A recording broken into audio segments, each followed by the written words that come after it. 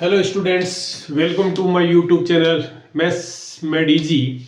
और आज हम लेकर आए हैं क्लास 10th का chapter number 3, linear equations in two variable. Linear equations, pair of linear equations in two variable, pair of linear equations in two variables. तो ये जो वीडियो हमारा, ये इस चैप्टर का इंट्रोडक्शन वीडियो, मतलब बेसिक्स, जिसमें हम बेसिक्स डिस्कस करेंगे। इस चैप्टर के बेसिक्स डिस्कस करेंगे और उसके बाद एक्सरसाइज या प्रॉब्लम्स सॉल्व कर सकते हैं। तो जिस चैप्टर के नाम से तुम्हें लीनियर, तुम पॉलिनोमियल पढ़ चुके हो, लीनियर पॉलिनोमियल पढ़ा, वहां पे ये पता चला हमें कि ऐसा एल्जेब्रिक एक्सप्रेशन जिसकी डिग्री 1 हो, मतलब हाईएस्ट एक्सपोनेंट ऑफ वेरिएबल्स, ठीक है, content by that polynomial is 1, तो उसको हम बोलते थे लीनियर पॉलिनोमियल, मतलब डिग्री का मतलब हाईएस्ट पावर। यहां पर बात हो रही है लीनियर इक्वेशन की।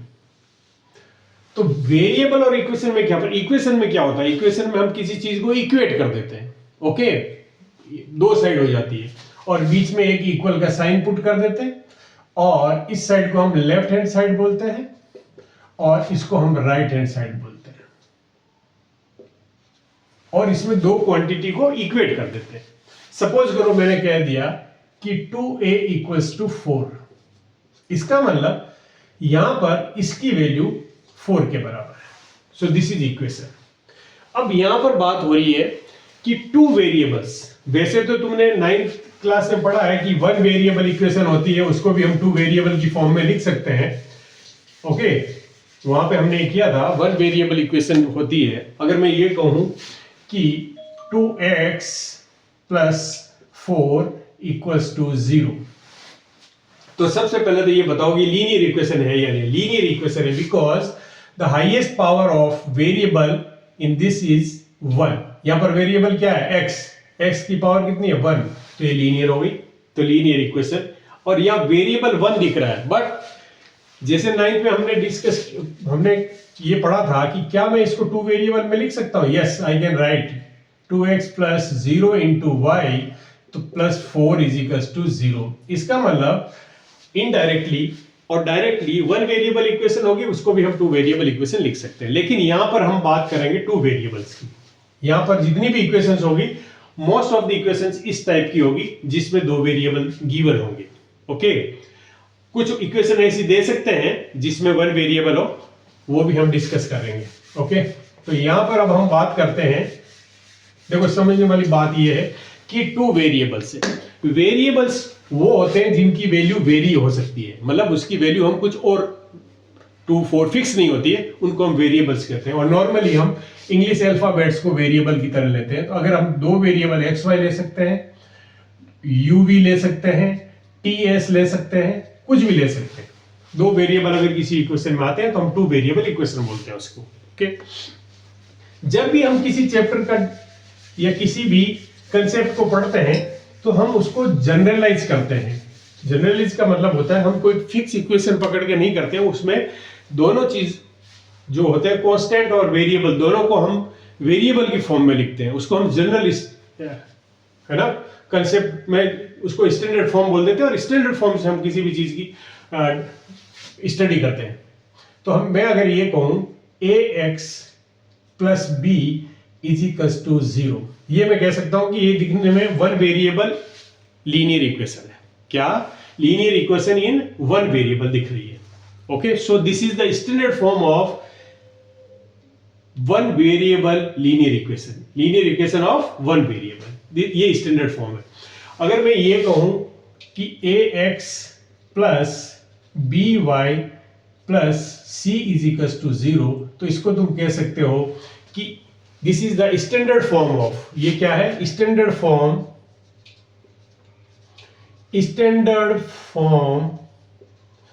Of a linear equation in two variables, okay. अब यहां पर तुम कहोगे सर ये अल्फाबेट तो ये भी है। अगर हम इसको एज ए कांस्टेंट ट्रीट करते हैं तो इसकी फिक्स वैल्यू होती है, इसकी फिक्स वैल्यू होती है जो भी आएगी, और ये दोनों वेरिएबल्स हैं तो इनकी वैल्यू वेरी करती है, इनकी वैल्यू वेरी करती है। देयरफॉर हम डिफरेंट डिफरेंट वैल्यूज हम ये सब्स्टिट्यूट कर सकते हैं, तो उसके लिए हम इनको वेरिएबल्स बोलते हैं। लेकिन a B C are constant, हालांकि ये अल्फाबेट से मेंशन है लेकिन यहां पर a B C are constants, coefficients, तो इनकी एक पर फिक्स वैल्यू होगी, इनकी क्या होगी, एक फिक्स वैल्यू होगी। वो नंबर भी हो सकता है और अल्फाबेट भी हो सकता है।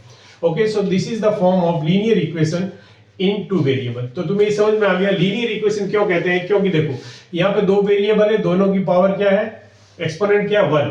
तो लीनियर के लिए क्या होता है कि अगर वेरिएबल के exponent, highest exponent of variable mention in the equation are 1, so this is a linear equation in two variable. कितने हैं, 2, इसलिए linear equation in two variable. ये तुमने किया था कि linear equation in two value के सॉल्यूशंस कितने हो सकते हैं, किसी भी linear equation in two variable है इसके सॉल्यूशंस कितने हो सकते हैं।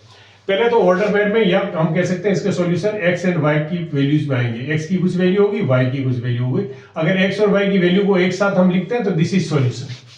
सपोज करो x की वैल्यू आ गई 4 और y की वैल्यू आ गई 5, तो ये सॉल्यूशन है, because it represent a straight line. अगर मैं इसका ग्राफ बनाता हूं, लीनियर इक्वेशन का जब भी हम ग्राफ ड्रॉ करते हैं तो वो स्ट्रेट लाइन आता है, और स्ट्रेट लाइन पे जितने भी पॉइंट्स हैं, जितने भी पॉइंट्स कौन से होंगे, विच satisfy the given equation. Suppose करो 2x plus 3y is equals to 6, ये क्या है, linear equation in two variables. इसके कितने सॉल्यूशंस हो सकते हैं, because it represent a straight line.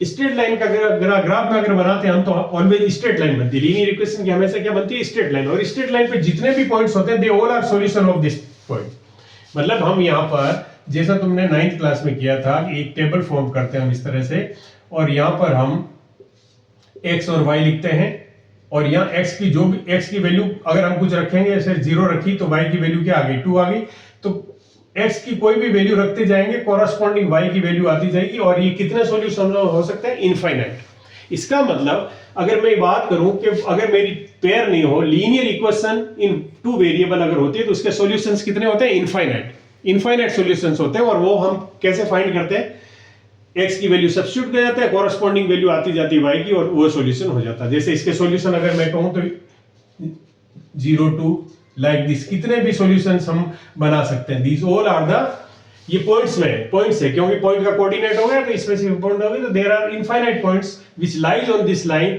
All are solution of this line. तो ये सॉल्यूशन हो गए।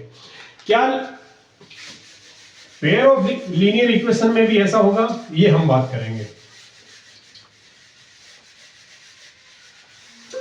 अब अगर मैं अब ये कहूं कि मैं अगर दो इक्वेशन लेता हूं, देखो मैंने स्टैंडर्ड फॉर्म लिखता हूं मैं, तो स्टैंडर्ड अगर मैं लिखता हूं तो ax plus by plus c is equals to 0, ये मेरी स्टैंडर्ड फॉर्म है किसकी, linear equation in two variable की। एक और मैं इक्वेशन ले लेता हूं ax plus by plus c is equals to 0, this is again linear equation in two variable. तो इन दोनों को डिफरेंशिएट कैसे करें, तो हम क्या करते हैं, अगर मैं ये कहूं तुम्हें कि ax plus by plus c is equals to 0 और au plus bv plus c is equals to 0, ये भी क्या है, linear equation in two variable. ये भी क्या है, linear equation in two variable.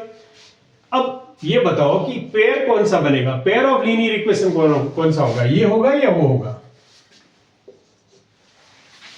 ये इक्वेशन दोनों एक ही है, लेकिन इसको मैं कोफिशिएंट से डिफरेंशिएट कर सकता हूं। मैंने यहां पे 1 लिख दिया, यहाँ 2 लिख दिया, यहाँ 1 लिख दिया, यहाँ 2 लिख दिया, यहाँ 1 लिख दिया, यहाँ 2 लिख दिया। यहाँ पर मैं a1 a2 b1 b2 c1 c2। चलो अब ये दोनों अलग अलग इक्वेशन दिख रही तुम्हें, ये भी दोनों अलग अलग दिख रही है। ये दोनों इक्वेशन भी क्या है, linear equation in two variable. ये भी क्या है, linear equations in two variable. और ये भी क्या है, linear equations in two variable, क्योंकि इसमें भी तो दो वेरिएबल है, u and v and x and y। यहां पर x and y and x and y। तो हमें जो linear pair of linear equations होगी वो कौन सी लेंगे हम, ये लेंगे या ये लेंगे। तो पेयर ऑफ लीनियर इक्वेशन के लिए हमें ये जरूरी होता है कि वेरिएबल्स ऑफ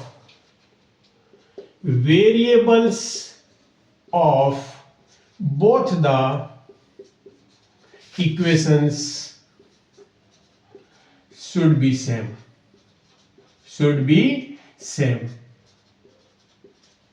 Okay, हम जो study pair of linear equations in two variable में वो पेयर होगा जिसके वेरिएबल्स सेम हो। देखो इसका x है, इसका भी x है, y है, y है। यहां पर क्या है, इसका x है बट इसका u, इसका x एंड y वेरिएबल है।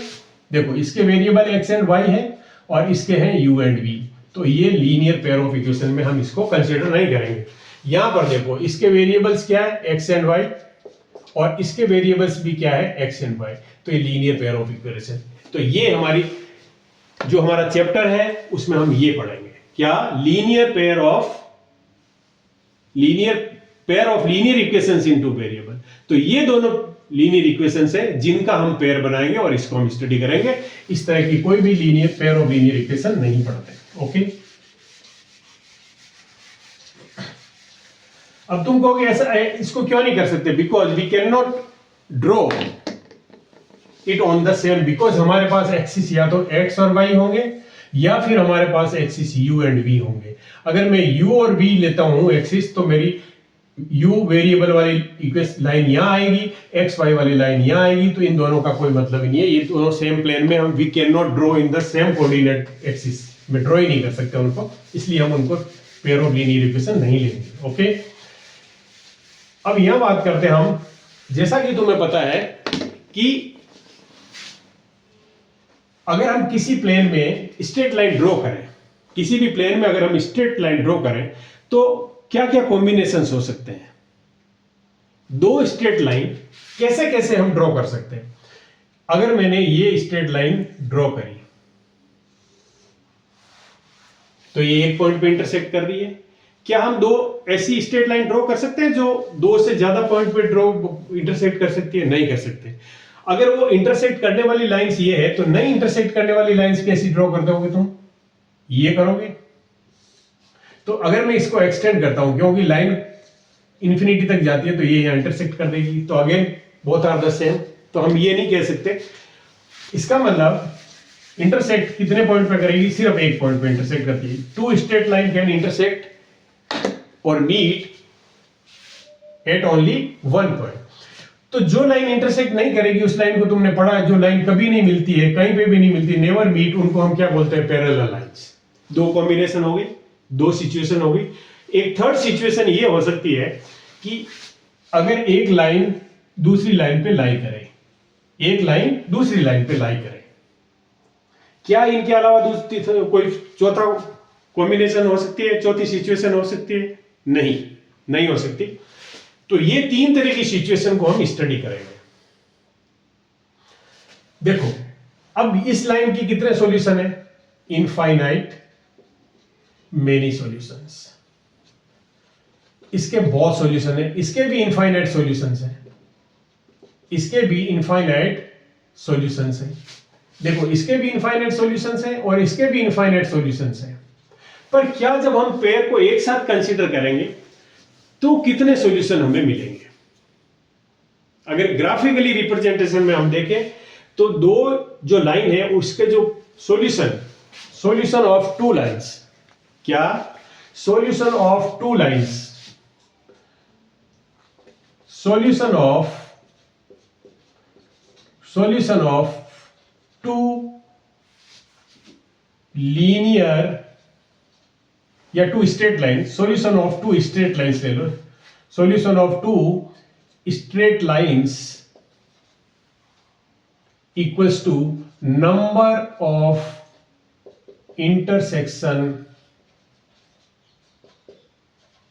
intersecting points, number of intersecting points। दो लाइन के जितने इंटरसेक्टिंग पॉइंट्स होंगे उतने ही सॉल्यूशन होंगे। तो ये they have only one intersecting point, इसका एक ही इंटरसेक्टिंग पॉइंट है तो एक सॉल्यूशन होगा। इस पर कोई इंटरसेक्टिंग पॉइंट है ही नहीं तो देयर इज नो सॉल्यूशन। इसके there are many intersecting point, ये दोनों पे लाई कर रहा है, ये दोनों पे लाई कर रहा है, ये दोनों पे, तो इसके इनफाइनाइट मेनी सॉल्यूशंस हो सकते हैं। मतलब दो स्ट्रेट लाइन के सॉल्यूशन ग्राफिकली अगर देखें तो क्या होते हैं, इंटरसेक्टिंग पॉइंट्स। जो इंटरसेक्टिंग पॉइंट होंगे मतलब the points which lies on both the lines, एक ऐसा पॉइंट जो दोनों लाइन पे लाई करेगा वही उसका सॉल्यूशन होगा। तो ये एक पॉइंट है, सिर्फ इसमें क्या है, एक पॉइंट है जो दोनों लाइन पे लाई करता है। तो this will be the solution of both pair of linear equations. इस केस में देयर इज नो पॉइंट, कोई भी ऐसा पॉइंट नहीं है जो दोनों, ये पॉइंट इस पर लाई कर रहा है तो ये इस पर लाई कर रहा है, ये इस पर लाई कर रहा है, ये इस पर लाई कर रहा है। इसका मतलब there is no single point या कॉमन पॉइंट जो दोनों पे लाई कर रहा है। दोनों का कॉमन पॉइंट कोई भी नहीं है, यहां पर सिर्फ एक कॉमन पॉइंट है। यहां पर infinite many points are common, तो इसको हम बोलेंगे मेनी इनफाइनाइट मेनी सॉल्यूशंस। तो इसके इनफाइनाइट मेनी सॉल्यूशंस हो जाएंगे, इस पर नो सॉल्यूशन हो जाएगा और इस पर एक सॉल्यूशन हो जाएगा। तो अगर हम बात करें तो देखो इसको बोलेंगे हम इंटरसेक्टिंग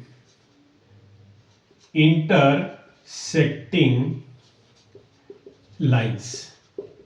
ये इंटरसेक्टिंग लाइंस है, ये पैरेलल लाइंस है, पैरेलल लाइंस, और ये है कोइंसिडेंट लाइंस।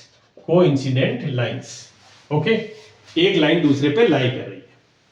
ओके, तो ये इंटरसेक्टिंग पॉइंट। अब अगर आप सॉल्यूशन की बात करें तो इसका क्या है, यूनिक सॉल्यूशन। यूनिक का मतलब है एक ही सॉल्यूशन होगा, unique solution, one and only one solution. इस पर नो सॉल्यूशन, कोई भी सॉल्यूशन नहीं होगा क्योंकि कोई इंटरसेक्टिंग पॉइंट है ही नहीं, कोई ऐसा पॉइंट नहीं है जो दोनों पे लाई कर रहा है। ओके, कोइंसिडेंट लाइंस वो होती है जिसपे मेनी पॉइंट्स कॉमन होते हैं, एक दूसरे पे लाई करते हैं, तो इसके होते हैं infinite many solutions, many solutions. और एक चीज का ध्यान रखना, ये कंबाइंड सॉल्यूशन है, मतलब यही दो लाइन का सॉल्यूशन का मतलब होता है कि दोनों का सॉल्यूशन कॉमन हो जाए, दोनों लाइन का सॉल्यूशन, क्योंकि इसमें भी इनफाइनाइट सॉल्यूशंस है, इसमें भी इनफाइनाइट सॉल्यूशंस है, पर जो जो दोनों पे सॉल्यूशन एक जैसे होंगे, दोनों के जो सॉल्यूशन एक जैसे होंगे उनको हम बोलेंगे solutions of pair of linear equation. Okay, so इस पर दिख रहा है मुझे इंटरसेक्टिंग पॉइंट एक है, इस पर है ही नहीं, इस पर मेनी है, तो इस तरह से ये सॉल्यूशन। अच्छा, इसके बाद हम बात करते हैं कि जो लाइंस, पेयर ऑफ लाइंस होती है उसको हम सॉल्यूशन कैसे निकालेंगे, हम क्या सॉल्यूशन कैसे निकालेंगे।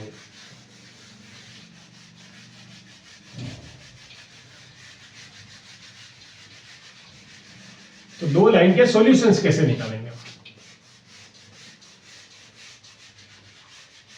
और क्या हमें ये टाइप ऑफ लाइंस जो pair of linear equation in two variable है, ये किस तरह की होगी, इंटरसेक्टिंग होगी, पैरेलल होगी या कोइंसिडेंट होगी, इसका पता कैसे लगाएंगे हम। तो इसके सॉल्यूशंस जो होते हैं, सॉल्यूशंस होते हैं, दो मेथड होते हैं, एक ग्राफिकल और एक होता है एल्जेब्रिक। दो मेथड होंगे, एक ग्राफिकल मेथड होगी, एल्जेब्रिक मेथड, जिससे हम इनके सॉल्यूशन निकालेंगे। ग्राफिकल मेथड क्या होगा, किसी ग्राफ पे दोनों स्ट्रेट लाइन, दोनों लाइन को ड्रॉ करेंगे और उनके जो इंटरसेक्टिंग पॉइंट आ जाएंगे वो हमारे सॉल्यूशंस हो जाएंगे। ओके, और अगर इंटरसेक्टिंग पॉइंट नहीं आएंगे तो नो सॉल्यूशन। इसका मतलब ग्राफिकली इस मेथड से अगर तुम्हें सॉल्यूशंस फाइंड करने हैं then you have to draw the lines. अगर ये मेथड हम यूज करते हैं graphical, we have to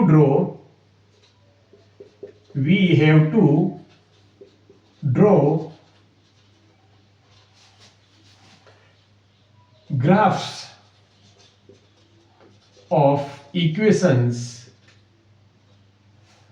to get the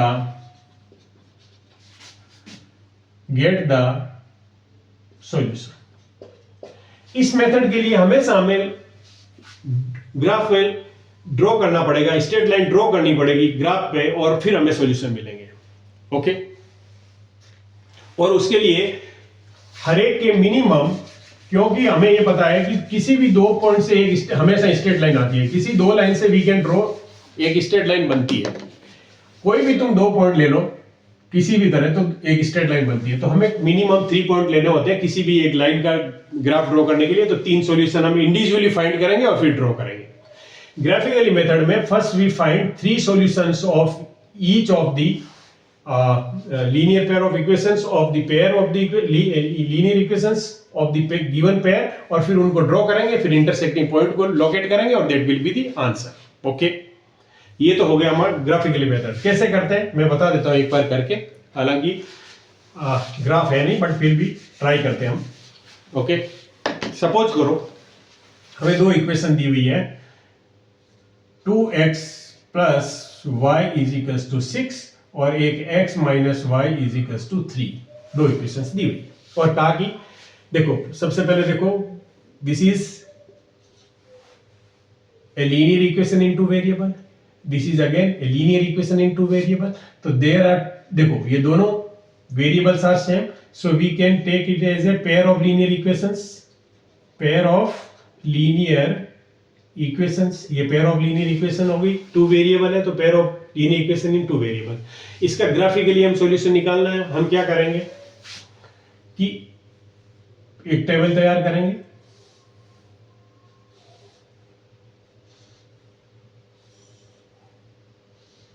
this is x, this is y, और जिस इक्वेशन का ये है उस इक्वेशन को हम ऊपर लिख देते हैं, 2x plus y is equal to 6।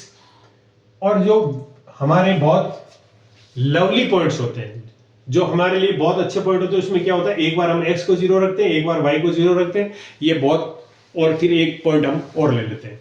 तो अगर मैं इसमें x is equal to 0 substitute करता हूं तो 2x, देखो यहां पर 2 into 0 plus y is equal to 6, तो y क्या आ गया 6 आ गया। दूसरा पॉइंट मैं ऐसे ले सकता हूं कि y को 0 ले लूं मैं, तो 2x plus 0 is equal to 6, तो x की वैल्यू 3 आ गई, तो ये आ गई। अगर मैं इसको 0 लेता हूं तो ये 3। ये हमारे बहुत चार्मिंग पॉइंट्स होते हैं, बहुत जो पॉइंट हमेशा हमें लेने ही चाहिए। ओके, ये दोनों एक्सिस पे आ जाते हैं। और अब थर्ड पॉइंट एक और ले लो, वो इस तरह से लेना है कि जैसे मान लो मैंने ले लिया x इज इक्वल टू 1, क्या x इज इक्वल टू 1 ले लो, x इज इक्वल टू 1, तो यहां पे 1 पुट करो, तो 2 into 1 plus y is equal to 6, तो y इज इक्वल टू 4, ये आ गया, तो ये आ गया 4। अब हम एक ग्राफ ड्रॉ कर लेते हैं, यहां पे एक ग्राफ ड्रॉ कर लेते हैं इस तरह का। ओके, और इस पे मार्किंग कर लेते हैं 1 2 3 4 5 6 7 8, इसी तरह इधर कर लेते हैं 1 2 3 4 5 6 7 एंड 8, और इसी तरह इधर कर लेते हैं 1 2 3 4 5 6 7 8, इस तरह कर लेते हैं 1 2 3 4 5 6 7 8, लाइक दिस।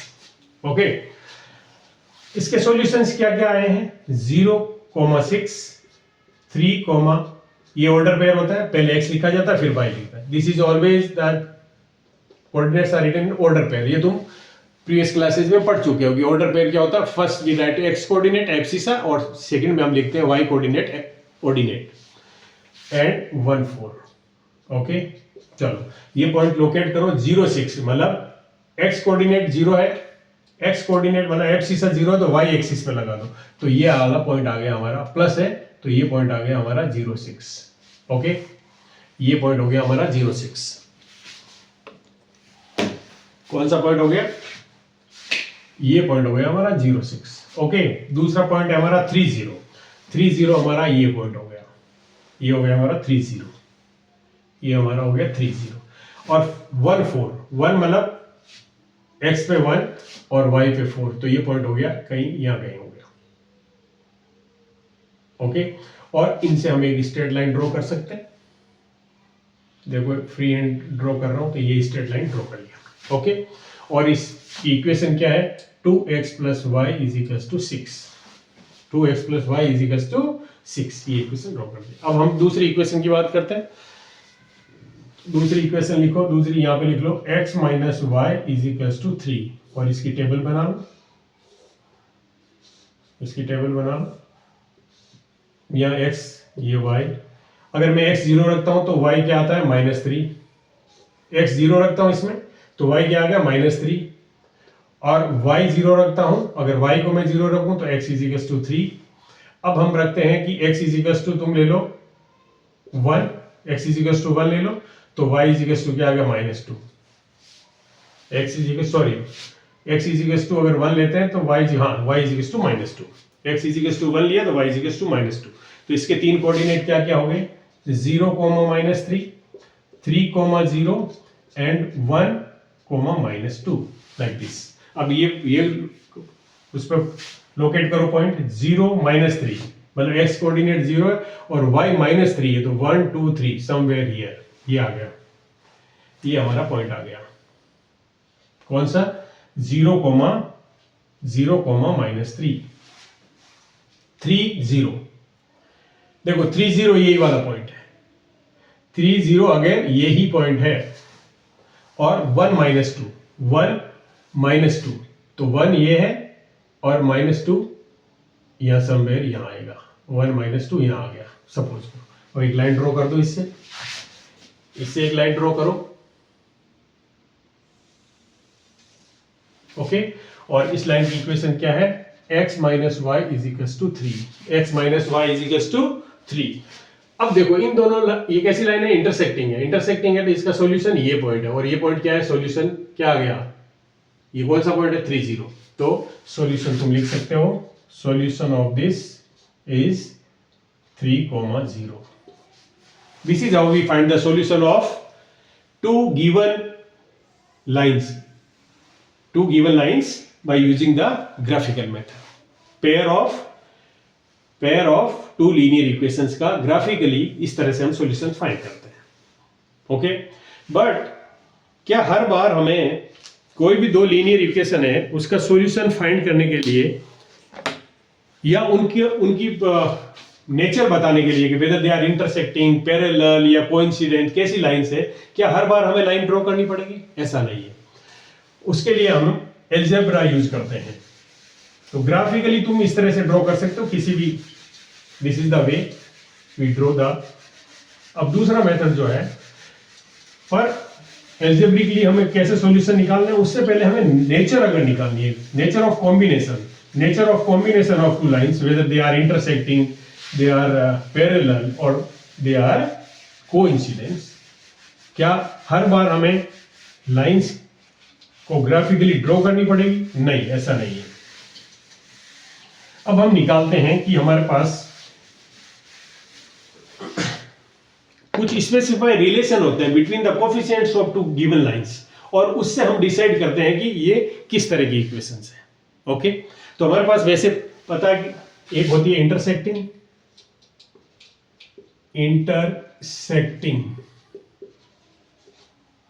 लाइन, और दूसरा होता है कोइंसिडेंट लाइंस, और तीसरा होता है parallel lines. Coefficients of two given linear equations, जिसको हम as a pair of linear equation लेके ले, इसका एक सिस्टम बन गया जिसमें दो इक्वेशंस है, पेयर ऑफ लीनियर इक्वेशन जिसमें दो इक्वेशंस है। इनके कोफिशिएंट्स का ratio, by comparing the ratio of coefficients, है ना, we can find out what type of combination of the two given straight line के दोनों का क्या कॉम्बिनेशन है। इंटरसेक्टिंग लाइन के लिए क्या होता है कि ratio of coefficients of x variable, मतलब इसका एक्स का कोफिशिएंट ऊपर, इसका एक्स का कोफिशिएंट नीचे, ये रेशियो हो गया, is equals to ratio of coefficients of variable y. अगर ये दोनों रेशियो इक्वल नहीं है तो वो इंटरसेक्टिंग लाइन होती है। वो कैसी होती है? Intersecting line. कोइंसिडेंट में वैसे भी तुम्हें याद रखने के लिए देखो, दोनों एक जैसी लाइन होती है, मतलब हर रेशियो मैच करता जाएगा, मतलब A1/A2 ratio of coefficients of x variable, ratio of coefficients of y variable, and ratio of coefficient of constants. या हम कह सकते हैं कोफिशिएंट की बजाय कांस्टेंट, ये कांस्टेंट हो गया। ओके, अगर ये तीनों इक्वल है तो हम कहेंगे ये कोइंसिडेंट लाइंस है।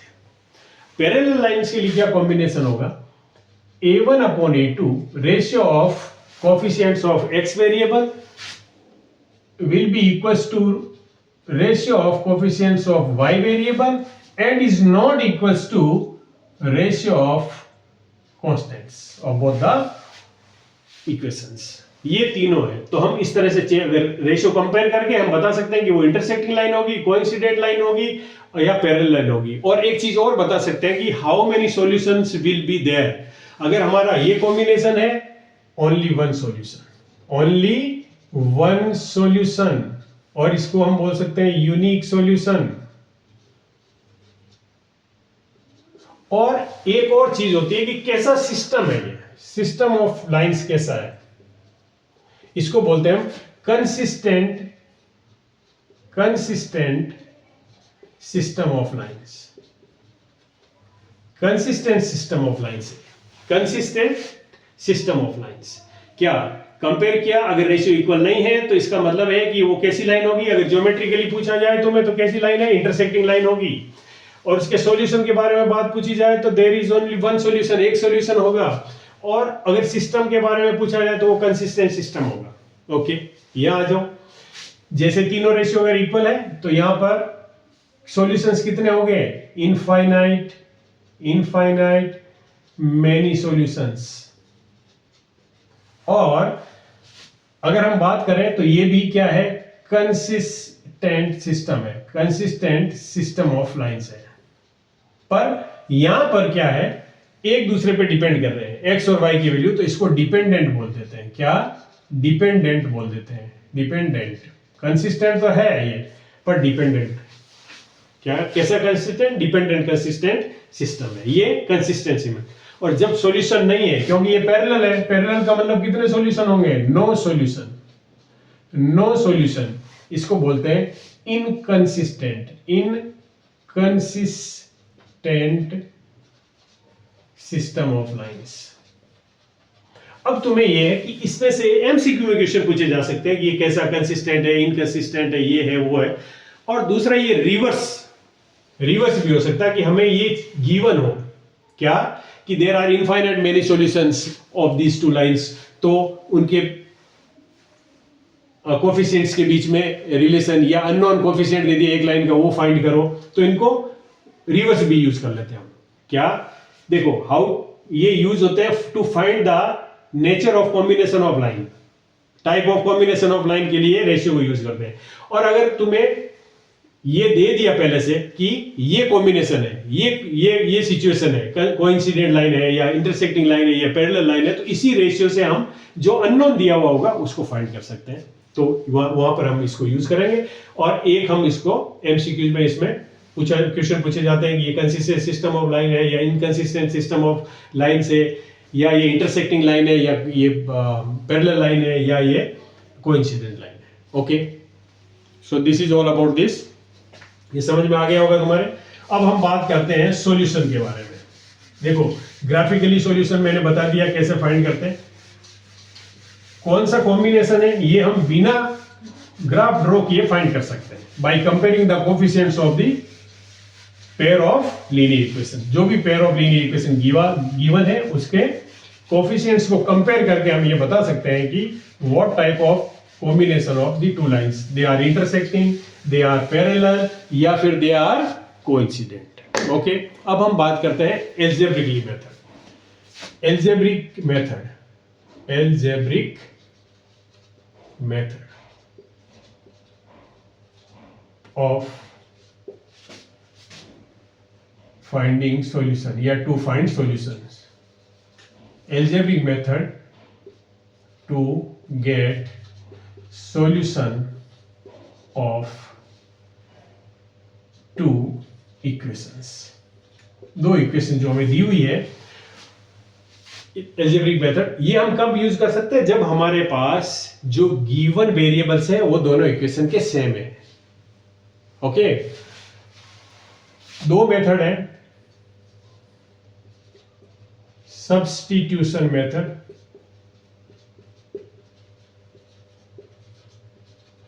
Okay. Number 2 elimination method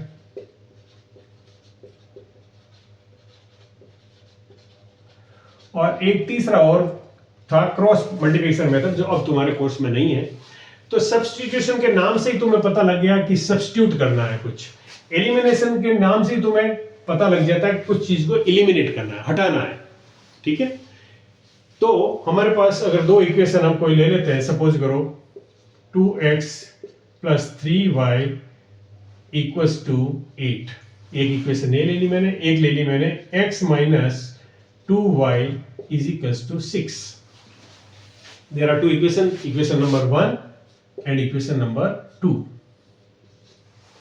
substitution method में तुम्हें क्या करना है और क्या उसमें स्मार्टनेस दिखानी है तुम्हें, कि तुम्हें वो पहले तो वो इक्वेशन सेलेक्ट करो जिसमें किसी भी वेरिएबल का कोफिशिएंट हो ही नहीं।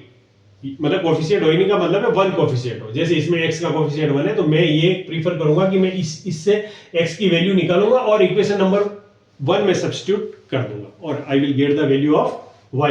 x को एलिमिनेट कर दूंगा मैं, क्योंकि जब x की वैल्यू को सब्स्टिट्यूट कर दूंगा x की जगह पर, तो यहां से x एलिमिनेट हो जाएगा, हट जाएगा और ओनली y वेरिएबल हमारे पास जो इक्वेशन बचेगी वो 1 वेरिएबल बचेगी और हम वहां से y की वैल्यू निकाल लेंगे। ओके, तो हम क्या करेंगे इसमें, सब्स्टिट्यूटिंग लिखोगे तुम, substituting x = 6 + 2y from equation 2 in equation 1। इसका मतलब है कि ये जो x की वैल्यू है वो तुमने कहां से ली, x की ये वैल्यू है किसमें, इक्वेशन नंबर 2 में 6 + 2y। मैंने x को इधर रखा, 2y को उधर ट्रांसफर किया, तो ये वैल्यू आ गई मेरे पास x। सब्स्टिट्यूटिंग x = ये वैल्यू रखनी है फ्रॉम इक्वेशन 2, इस इक्वेशन से इन इक्वेशन 1 रख के देखो क्या होगा। 2x की जगह वैल्यू सब्स्टिट्यूट कर दी मैंने, 6 + 2y + 3y = 8। Okay, bracket open करो, 12 + 4y + 3y = 8। अगर ये 12 उधर जाएगा, देखो ये तो लाइक वेरिएबल है, ऐड हो जाएंगे। 7y = 8 - 12 और y = यहां पे -4 आ जाएगा, ये 7 आ गया, तो y = -4/7। y = -4/7। अब ये y की वैल्यू तुम इक्वेशन नंबर 2 में सब्स्टिट्यूट कर दो। ये जो देखो x की एक रिलेशन पहले ही तुमने x की वैल्यू निकाल रखी है, इसमें y की जगह ये वैल्यू सब्स्टिट्यूट कर दो, तो x will be equals to 6 + 2 × -4/7 और ये हो जाएगा 7, नीचे एलसीएम ले लो, ये देखो ये माइनस का साइन आ जाएगा बीच में, 6 × 7 = 42 और ये हो गया -8 और 42 निकाल लो तो कितना रहेगा 34 / 7। This is your y, x और y की वैल्यू है, ये x क्या है वो y की वैल्यू है, दिस इज द सॉल्यूशन। इस तरह से हम सब्स्टिट्यूशन मेथड यूज करते हैं। क्या करते हैं, सब्स्टिट्यूशन मेथड। ओके, और इसी का मैं इस मेथड से निकाल के दिखा देता हूं ताकि हमें रिजल्ट भी कंपेयर हो जाएंगे कि एलिमिनेशन मेथड में क्या करते हैं, हम किसी एक वेरिएबल को एलिमिनेट करते हैं। उसको एलिमिनेट करने के लिए क्या करते हैं, हम सबसे पहले कोफिशिएंट को इक्वल करते हैं। क्या, कोफिशिएंट्स को इक्वल करते हैं।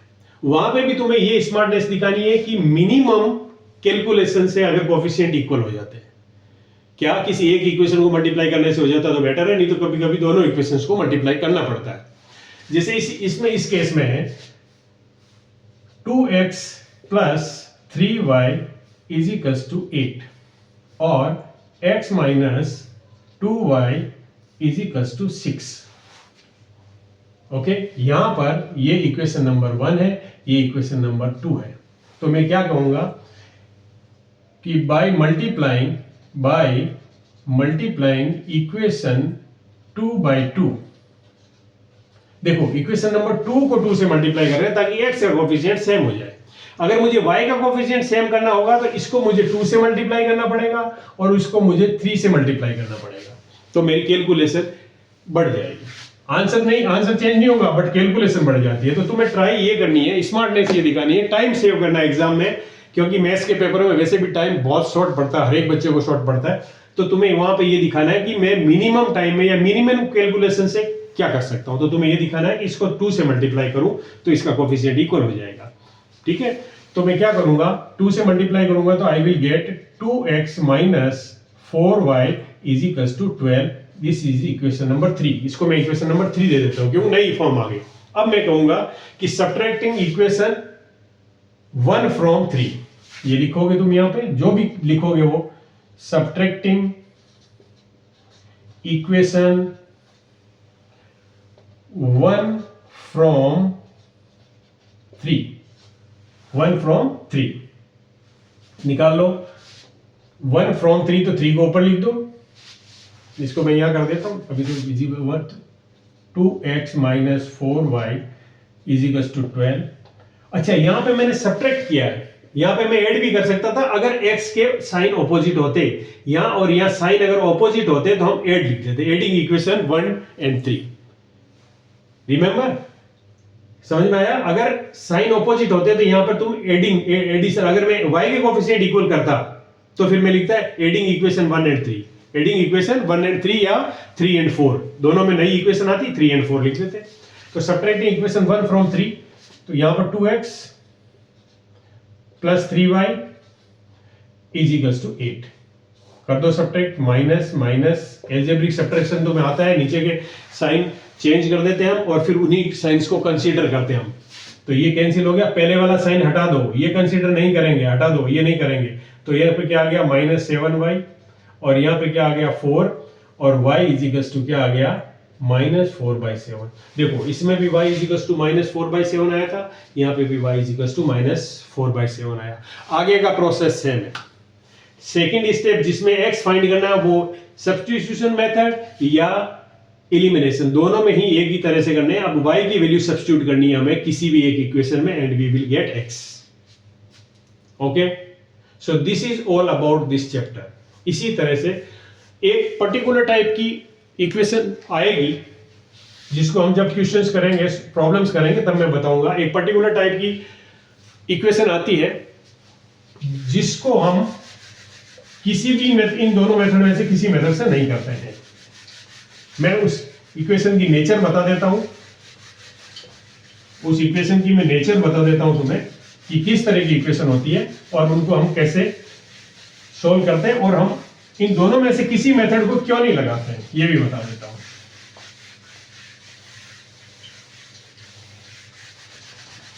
देखो, अगर तुम्हें वो इक्वेशन इस टाइप की मिलती है, कैसे ax plus by equals to c1 और bx plus ay is equals to c2। देखो इसमें क्या है इक्वेशन में, यहां पर जो x का कोफिशिएंट है, अच्छा a b and c are normally large numbers, ये लार्ज नंबर होते हैं। A B C are large numbers होते हैं, मतलब 2 3 4 5 ऐसे नहीं होते।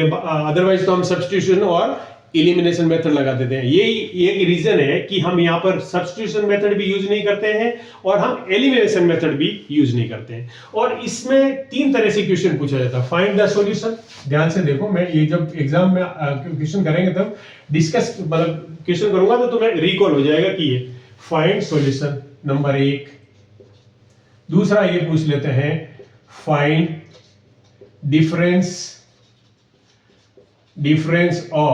find difference of variables। तीसरा find sum of variables। इस टाइप की जो इक्वेशंस होगी उसमें 3 तरह के क्वेश्चन पूछे जाते हैं। फाइंड सॉल्यूशन, तो फिर हमें x एंड y दोनों की वैल्यू फाइंड करनी है। Sometime they directly ask the difference of the variable, मतलब तुम्हें x माइनस y फाइंड करना है, x माइनस y फाइंड करना है। और इसमें सम ऑफ सॉल्यूशन मतलब x प्लस y फाइंड करना है। इसको सोल्व कैसे करते हैं, मेथड क्या होता है, इसमें क्या करते हैं, हम दोनों इक्वेशन को एक बार दोनों इक्वेशन को ऐड करते हैं। Once we add both the equation और एक बार सब्ट्रैक्ट करते हैं, और हमारा जो आंसर आता है मोस्ट ऑफ द टाइम यहां पर x प्लस वाई आ जाता है, यहां पर x माइनस वाई आ जाता है, और यहां पे कोई c का जो भी सॉल्यूशन होगा वो यहां आ जाता है। मतलब अगर हम ऐड करते हैं तो we will get x plus y is equal to something, और अगर सब्ट्रैक्ट करते हैं तो x minus y is equal to something. मतलब यहां पर आएगा तुम्हें c1 प्लस c2, पर यहां पे देखो कुछ भी हो सकता है, तो यहां पे कोई वेरिएबल से डिवाइड करके, कोई वेरिएबल से, बट यहां पर एक कांस्टेंट आएगा, यहां पर एक नया कांस्टेंट आएगा। c1 प्लस c2 मैं नहीं लिख रहा हूं क्योंकि वो एग्जैक्ट सम नहीं होता है, कुछ नया कांस्टेंट आ गया, सपोज करो d, और यहां पर कुछ आ गया e। इस तरह से आंसर आते हैं। अब इन दोनों को सोल्व करके हम x और y की वैल्यू फाइंड कर सकते हैं। इन दोनों को सिंप्लीफाई करके अगर हमें सॉल्यूशन फाइंड करना है तो इन दोनों को सिंप्लीफाई करेंगे, we will get the solution in the form of x and y। But अगर तुम्हें देखो पूछा है सम ऑफ वेरिएबल बताओ, तो डायरेक्ट यहां तक तुम्हें इस प्रॉब्लम को सोल्व करना है and you will get the answer. और पूछे अगर डिफरेंस पूछे तो ये वाला डिफरेंस आ जाता है। Have you understood this? ये नेचर, ध्यान रखो, नेचर ऑफ इक्वेशन इस तरह की होगी, क्या ये दोनोये सेम होंगे, या जो x का कोफिशिएंट होगा वो यहाँ y का होगा, जो यहाँ पर x का होगा उस इक्वेशन में वो y का होगा। You understood? So this is all about this chapter. अगर तुम्हें समझ में आया है, तुम्हें वीडियो अच्छा लगा है तो सब्सक्राइब जरूर करो चैनल को, ताकि मुझे मोटिवेशन मिले, और तुम्हें जब भी मेरा नया वीडियो आएगा तो तुम्हें उसका नोटिफिकेशन मिले। Okay, bye, take care.